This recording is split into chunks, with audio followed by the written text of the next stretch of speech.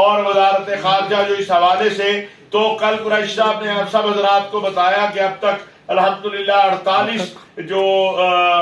ممالک ہیں ان کے وفود جو ہیں وہ کنفرم ہو گئے ہیں، اور یہ انشاءاللہ تعالی جو ہے اگلے کا دن میں مزید بھی فلسطینی وزیر خارجہ آ رہے ہیں، سعودی وزیر خارجہ آ رہے ہیں، کویتی، بحرینی، تقریباً انشاءاللہ تعالی ایک بہت بڑی عالم اسلام کے قائدین کی تعداد جو ہے وہ 22 کو، 21 کو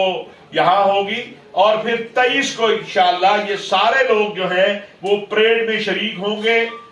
جو پاکستان کی مسلح افواج کی، پاکستانی قوم کا فخر ہے، اعزاز ہے۔ تو یہ ذرا آپ تصور کیجئے کہ پاکستان کی مسلح افواج کی پریڈ میں جب پورا عالم اسلام شریک ہوگا، حتیٰ کہ اور بھی ممالک کے وفود بھی ہوں گے، ہمارے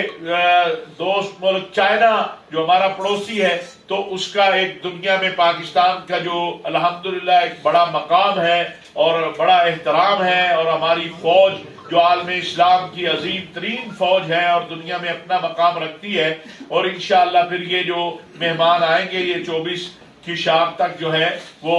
واپس چلے جائیں گے۔ میری ذرائع ابلاغ سے بھی یہ گزارش ہے کہ یہ سیاسی چیزیں تو ہوتی رہے گی اور یہ چلتی رہیں گی، 24 کے بعد آپ اس پر ساری توجہ لگا دیں، پہلے بھی لگی ہوئی ہے، لیکن یہ جو 4-5-7 دن ہیں ان میں یہ آپ سب کا بھی اعزاز ہے، یہ پاکستان کا بھی اعزاز ہے۔ کل وزارت خارجہ نے اس کا لوگو بھی جاری کیا ہے، وہ آپ حضرات تک پہنچ چکا ہوگا۔ تو ہماری درخواست یہی ہے کہ ایک ایسا موقع جو مسلم امہ کی وحدت اور اتحاد کا ہے، جو مسلم امہ کو جمع کرنے کا ہے، جو مظلوم کشمیریوں، فلسطینیوں